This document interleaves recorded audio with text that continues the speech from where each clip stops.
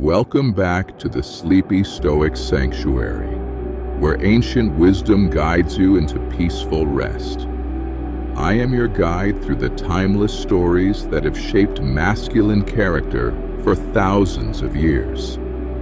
Tonight, we continue the epic journey of Odysseus. But this is not merely the next chapter of his adventure. This is the moment when the hero of Troy learns that victory can be more dangerous than defeat, that divine justice moves by laws no mortal mind can foresee, and that the greatest storms are often born from our own choices. When we left our hero, the burning towers of Troy had fallen behind him. Victory had been won, but at a terrible cost. In his moment of triumph over the Cyclops Polyphemus, Odysseus revealed his true name, boasting of his cleverness. That single moment of pride awakened the wrath of Poseidon, god of the seas. Now the real journey begins, not the journey toward home, but the journey toward wisdom. For 10 years, Odysseus had fought at Troy. Now he would spend another 10 years learning that the greatest battles are not fought with sword and spear, but within the depths of a man's own character. Tonight, we witness divine justice in action. We see how the choices of others test our leadership. We learn that trust, once broken, carries consequences far beyond what we can imagine. And we discover that sometimes, even when we do everything right, the universe has other plans. As you settle into your bed, close your eyes and let the wisdom of ancient Greece flow through you. Let the sound of my voice carry you on this eternal voyage where every storm teaches strength, every setback builds character, and every betrayal reveals the true measure of a leader's heart. Be calm, be clear, be dangerous. The ships are already struggling against divine wrath. The crew's morale is breaking, but the hero's journey into wisdom has only just begun. Take 3 deep breaths with me now. In through your nose, hold for a moment, and release slowly through your mouth. Feel your body beginning to settle into the comfort of your bed. Let your shoulders drop away from your ears. Release any tension you've been carrying from the day. Your jaw relaxes, your forehead smooths, and your eyes grow heavy with the approach of peaceful sleep. Starting from the crown of your head, imagine a warm, golden light beginning to flow down through your body. This is the light of ancient wisdom, the same light that guided heroes through their darkest moments. Feel it flowing down your forehead, relaxing every muscle in your face. The golden light moves down your neck and shoulders, releasing all tension. Your arms grow heavy and relaxed, sinking deeper into the mattress. Your chest rises and falls in a natural, peaceful rhythm. Each breath brings you deeper into tranquility. Feel the warm light flowing down through your torso, relaxing your back, your abdomen, releasing any stress or worry you may have been holding. You are safe here in this moment. You are protected by the wisdom of ages. The light continues down through your hips and thighs, warming every muscle, encouraging complete relaxation. Your legs grow heavy, sinking into the bed, as if they're made of warm, comfortable stone. Down through your calves and feet, the golden light completes its journey, leaving you completely relaxed, completely at peace, completely ready to receive the timeless wisdom that is about to unfold. Your mind grows quiet and receptive, like Odysseus looking out over the wine-dark sea. You are ready for whatever journey lies ahead in the realm of dreams and ancient stories. You are grounded in this moment, yet open to the adventures that await. You are safe. You are calm. You are ready to learn from the trials of heroes, knowing that their wisdom will become your strength. Breathe deeply and let the story begin. For days without number, Poseidon's wrath had pursued them across the wine-dark sea. The god of earthquakes and storms had taken Odysseus's boast as a personal insult, and divine vengeance knows no mercy, no fatigue, no compromise. The 12 black ships that had sailed from Troy's burning harbor were now scattered across the Mediterranean, each captain fighting his own desperate battle against waves tall as mountains and winds that howled with supernatural fury. The men who had conquered the greatest city in the world now found themselves powerless against forces beyond all human control. Odysseus stood at the prow of his flagship, salt spray stinging his weathered face, hands gripping the rail with white knuckles. This was not like any storm he had known. This was personal. This was divine justice in its rawest form, and he knew with terrible certainty that his moment of pride had doomed not just himself, but every man who followed him. The hero who had outwitted the Trojans with his wooden horse now faced an enemy that could not be deceived, could not be negotiated with, could not be defeated through clever tactics. Poseidon's anger was absolute, and it would follow them to the ends of the earth. Behind him, his men worked frantically to keep the ship afloat, bailing water, adjusting sail, fighting against the very elements themselves. These were warriors who had faced the best fighters Troy could offer without flinching.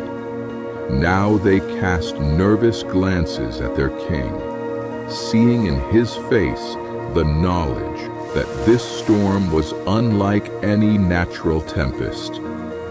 This was the price of hubris. This was what happened when mortal pride awakened the attention of immortal gods. Just when it seemed the storms would claim them all, the clouds began to part. Through the gray curtain of rain and mist, an impossible sight appeared on the horizon. An island floating in the sky itself, suspended between heaven and earth, like something from a dream. This was Aeolia, the mystical realm of Aeolus, king of the winds. The island hung in the air, as if held by invisible chains, its bronze walls gleaming even in the dim light that filtered through the storm clouds. Gardens cascaded over its edges, and the sound of harps drifted down from its heights, impossibly beautiful after the screaming fury of the tempest. As their battered ships approached the floating paradise, the winds began to calm, not gradually, as natural storms do, but instantly, as if commanded by an unseen hand. The waves flattened to mirror smooth perfection.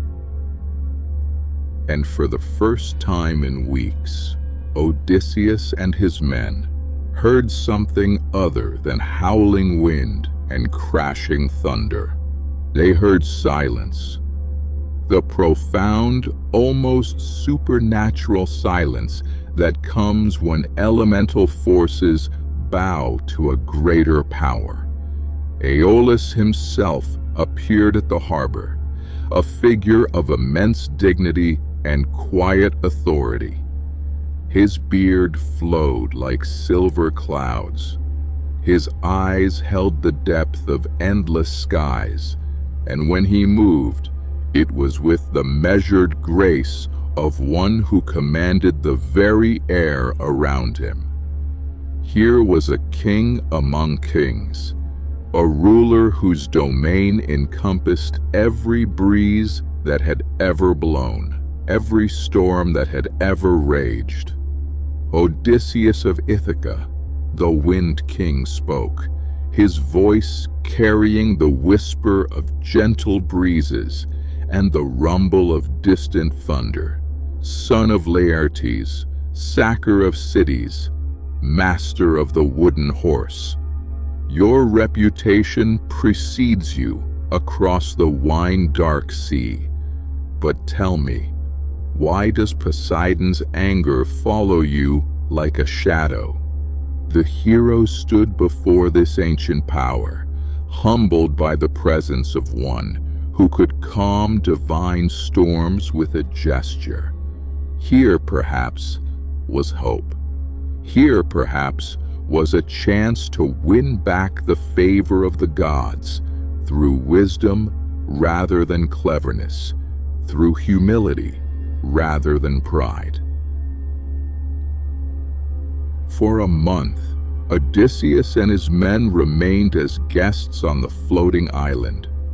They feasted in halls where the wind itself served the wine, where harps played melodies carried on breezes that had traveled around the world, where every breath brought the scent of flowers from distant lands. Aeolus proved to be a generous host, but more than that, he proved to be wise. He listened to Odysseus's story with the patience of one who had heard 10,000 tales of mortal folly and divine retribution. He understood that the hero before him was learning the hardest lesson of all, that true strength comes not from what we can control, but from how we respond to what we cannot. "Great King," Odysseus replied, his voice hoarse from shouting orders through the storm, "I have offended the Earthshaker through my own foolish boasting. I seek only to return home to my wife and son, to the island kingdom that awaits my return."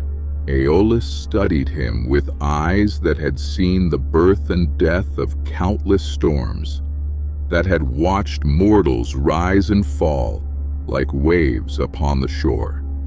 And in that gaze, Odysseus felt himself truly seen, not as the hero of Troy, not as the master of strategies, but as a man who had made a terrible mistake and was paying its price. When the month had passed, the Wind King made a decision that would test everything Odysseus had learned about leadership, trust, and the burdens of command. Standing in his highest tower, looking out over the endless expanse of sea and sky, Aeolus spoke words that would change everything. "I cannot turn aside Poseidon's anger," he said. "The earth-shaker's wrath is his own to give and to withdraw. But I can give you something that will see you safely home if you prove worthy of it." He produced a leather bag, beautifully crafted and sealed with silver wire. It seemed ordinary enough, but when Aeolus held it, the very air around them shimmered with barely contained power. "In this bag," the Wind King explained, "I have trapped all the winds that could blow your ships off course, the storms that could drive you to unknown lands, the gales that could scatter your fleet, the tempests that could delay your homecoming. All of them are bound within this simple leather. Only the gentle west wind remains free, and he will blow you straight to Ithaca's shores." Odysseus accepted the gift with reverence, understanding the magnitude of what was being offered. This was more than magical assistance. This was a test of trust, leadership, and wisdom. "But hear me well, son of Laertes," Aeolus continued, his voice taking on the weight of prophecy. "This bag must never be opened except by your own hand, and only when you have reached the safety of your home harbor. The winds within are not evil, but they are powerful beyond measure. Released at the wrong time, in the wrong place, they will undo everything." The warning was clear, but so was the opportunity. After months of struggling against divine wrath, Odysseus finally held in his hands the key to returning home. All it required was vigilance, discipline, and the absolute trust of his men. But trust, as he would soon learn, is the most fragile gift of all. The very thing that makes leadership possible is also what makes it most dangerous. The faith that others place in our judgment and the faith we must place in theirs. The departure from Aeolia was everything a sailor could dream of. The west wind filled their sails with steady, gentle pressure, driving the 12 ships forward at perfect speed toward home. The sea lay smooth as polished bronze beneath them, reflecting the clear blue sky like a mirror. For 9 days and 9 nights, they sailed in perfect conditions. The wind never varied, never gusted, never failed. It was as if the gods themselves had laid out a road of air across the wine-dark sea, pointing directly toward Ithaca's welcoming harbors. Odysseus held the leather bag close to his chest, never letting it leave his sight. He understood the magnitude of what Aeolus had given him. Not just favorable winds, but a chance to prove himself worthy of divine assistance. This was his opportunity to lead through wisdom rather than cleverness, through discipline rather than pride. But leadership in calm seas brings its own challenges. His men, who had been united by the shared danger of Poseidon's storms, now began to whisper among themselves. They watched their king guard the mysterious bag with such intensity, such secrecy, and their minds began to wander toward darker possibilities. What could be so precious that Odysseus would trust no one else to touch it? What could Aeolus have given him that required such absolute secrecy? And why, if this bag contained only trapped winds as their king claimed, did he guard it as if it held all the treasure of Troy? The hero who had commanded absolute loyalty through 10 years of war now discovered that peace could be more dangerous than battle. In the quiet hours of smooth sailing, doubt and suspicion could grow like poison weeds, spreading through the ranks faster than any plague. By the 9th day, Ithaca's familiar coastline appeared on the horizon. The men could see the smoke rising from familiar hearths, could make out the shapes of harbors they had dreamed of for 20 years. Home was within reach at last, and it was then, with victory so close they could taste it, that Odysseus made his first and greatest mistake as a leader. Exhausted by 9 days of constant vigilance, lulled by the sight of home and the gentle rocking of smooth seas, he allowed himself to sleep. The bag of winds lay beside him, still sealed, still secured with silver wire, still holding the power to destroy everything they had worked so hard to achieve. Trust is built over years and destroyed in moments. As Odysseus slept the deep sleep of exhaustion, his men gathered around the mysterious bag, their whispers growing bolder in the darkness. "Look how he guards it," one murmured, his voice thick with resentment. "Even here, with home in sight, he cannot trust us with whatever treasure lies within." 20 years we followed him," said another. 20 years of war and wandering. And what do we have to show for it? While our king hoards the gifts of gods, we return to our families empty-handed. These were not evil men. They were tired warriors who had given the best years of their lives to their king's cause. They had followed Odysseus into the jaws of death at Troy, had stood with him against the Cyclops, had endured the storms of divine wrath without complaint.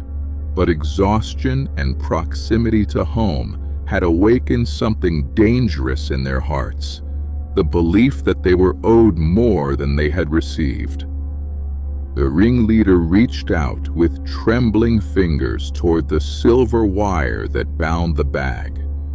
In the moonlight, the leather seemed to pulse with contained power, and the wire gleamed like captured starlight.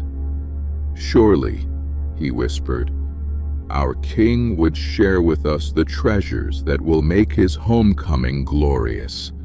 Surely, after all we have endured together, we deserve to know what riches Aeolus has bestowed upon his favorite." And with those words, 20 years of loyalty died. The silver wire parted under his touch like spiderweb in a strong breeze. The effect was immediate and catastrophic. The bag burst open with a roar like 10,000 thunderclaps. All the winds that Aeolus had so carefully contained, the north wind that brings ice and darkness, the east wind that carries desert heat and blinding sand, the south wind that spins hurricanes from calm seas, all of them burst free at once. The ships were lifted like toys in the hands of a petulant child. Sails ripped apart, masts snapped like twigs, and the perfectly calm sea erupted into chaos beyond imagination. The men who had been so close to home they could hear the voices of their loved ones calling from the shore, now found themselves hurled backward across the wine-dark sea, their destination disappearing behind walls of wind and spray. Odysseus woke to screaming, the screaming of winds, of torn rigging, of men who had just discovered the true cost of mistrust. When the winds finally exhausted themselves, when the last echoes of supernatural fury faded into ordinary silence, Odysseus found his fleet exactly where they had started, beneath the bronze walls of Aeolia. the floating island where their hopes had first been kindled. But this time, there was no welcome. No gentle hands guided their battered ships to harbor. No harps played melodies of greeting from the heights above. The island hung in the sky like a judgment, beautiful and terrible and utterly unreachable. Odysseus stood in the wreckage of his flagship, surveying the damage that betrayal had wrought. 3 ships had been lost entirely, swallowed by the supernatural storm. The remaining 9 were barely seaworthy, their sails in tatters, their hulls split and leaking.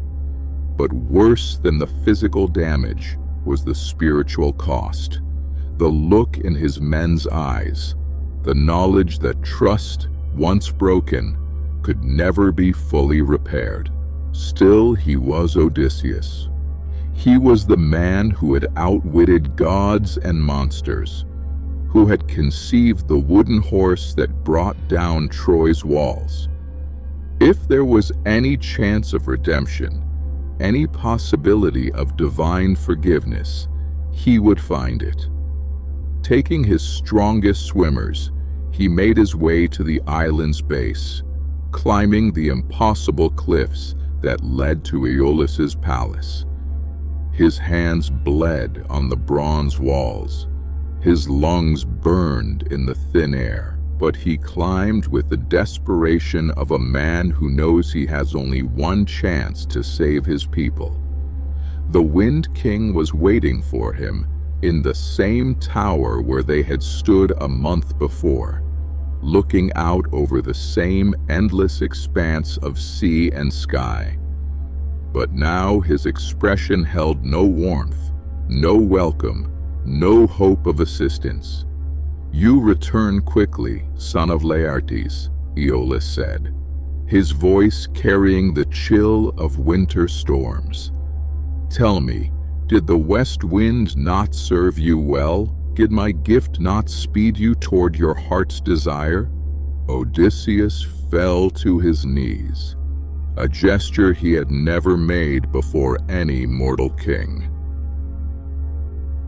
"Great Lord," he said, his voice hoarse with shame and desperation, "my men, in their ignorance, they opened." But Aeolus raised his hand, and the words died in Odysseus's throat.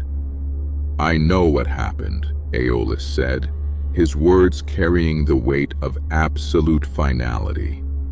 "The winds themselves told me of their premature release, of the trust broken and the gifts spurned. Do you think the forces of nature can be deceived, son of Laertes?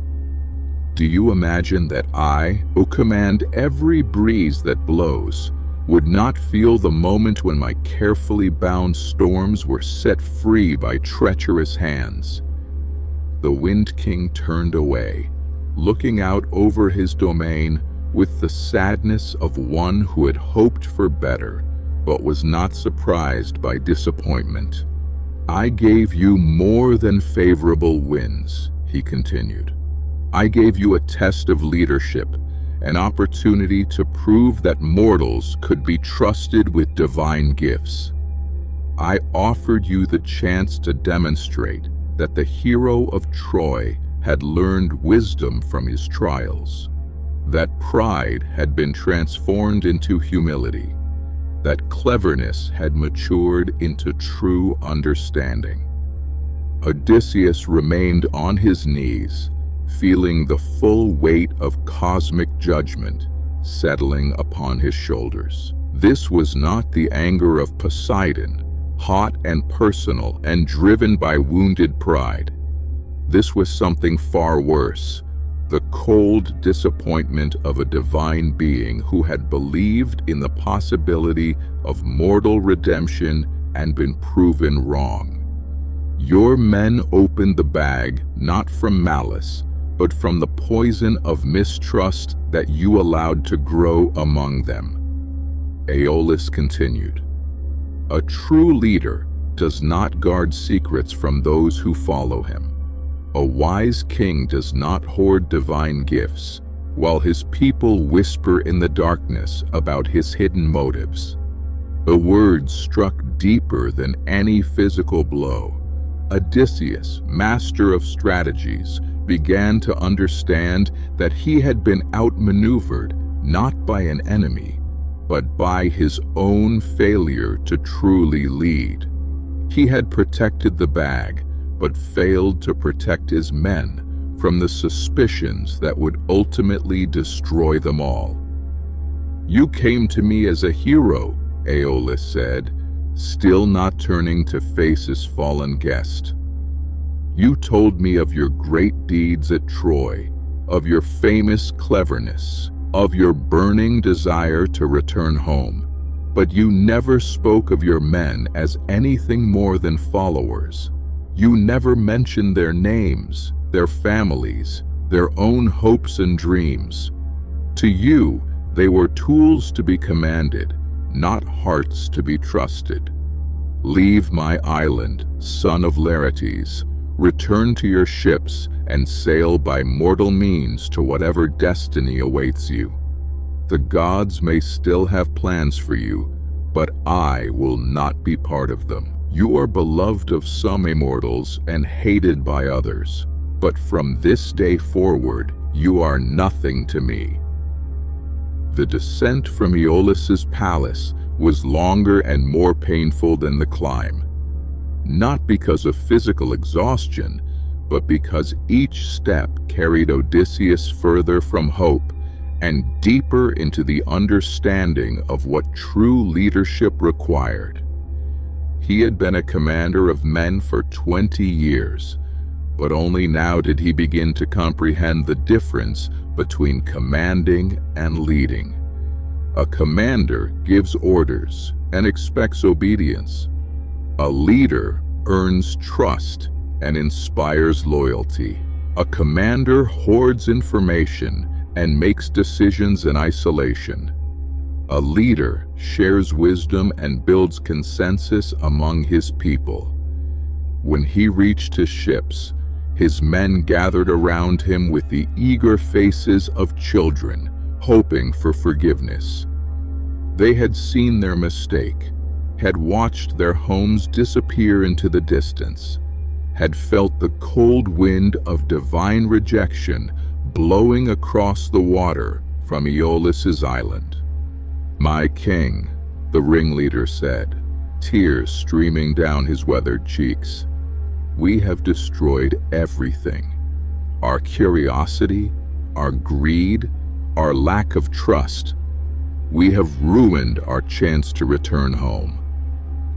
Odysseus looked into the faces of these men who had followed him through 10 years of war and months of wandering. For the first time, he saw them not as extensions of his will, but as individuals carrying their own burdens of guilt, fear, and desperate love for families they might never see again. "No," he said quietly, his voice carrying a new quality that his men had never heard before. Not the authority of command, but the strength of shared responsibility. "We ruined our chance.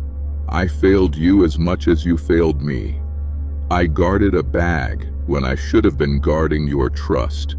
I kept secrets when I should have been sharing wisdom." He looked up at the floating island where Aeolus dwelt in his eternal palace of winds. "The Wind King was right," he continued. "I came to him as a hero, but I failed to remember that true heroism is not about individual glory. It is about leading others toward their best selves, about creating bonds of trust strong enough to survive any storm." The men who had betrayed him watched their king accept responsibility for their failure, and in that moment, something changed in the relationship between leader and follower. For the first time since leaving Troy, they were truly united, not by shared victory, but by shared understanding of what they had lost and what they still might become. As the 12 remaining ships pulled away from Aeolia for the second and final time, Odysseus stood at the prow, looking not back at what they had lost, but forward toward whatever trials awaited them. The west wind no longer favored them. Poseidon's anger still pursued them across the wine-dark sea. They had no divine assistance, no magical shortcuts, no guarantee that they would ever see home again. What they had was harder to define, but perhaps more valuable: the wisdom that comes from shared failure and the strength that grows from acknowledged weakness. Behind him, his men worked the sails and oars with a new sense of purpose. They were no longer following a hero whose plans they could not understand. They were journeying alongside a leader who had admitted his mistakes and committed to earning their trust rather than commanding their obedience. The sun was setting as they sailed into open water, painting the sky in shades of gold and crimson that reflected off the waves like scattered treasure. Somewhere beyond that horizon lay Ithaca, still waiting, still hoping, still believing that her king would find his way home. But the path would be longer now, and far more dangerous. The adventures that awaited them would test every lesson they had learned about trust, leadership, and the price of wisdom. Yet for the first time since leaving Troy, Odysseus felt something that had been absent since his boast to the Cyclops. Not pride in his cleverness, but faith in his people. The wind picked up, filling their patched sails with ordinary mortal breeze. It would have to be enough. In the growing darkness, the floating island of Aeolia disappeared behind them like a dream, taking with it their last easy path to redemption. The real journey was just beginning. And so Odysseus learned that true strength comes not from controlling others, but from earning their trust. That leadership is not about having all the answers, but about sharing the questions. That the greatest victories are often born from the ashes of our greatest failures. Let this ancient wisdom settle into your heart as you drift towards sleep. Let the wine-dark sea carry you toward dreams, where heroes are made not from perfect judgment, but from the courage to acknowledge their mistakes and grow stronger through them. Rest now, knowing that every setback is a setup for greater wisdom, every betrayal an opportunity for deeper trust, every storm a chance to discover what you're truly made of. The journey continues in dreams.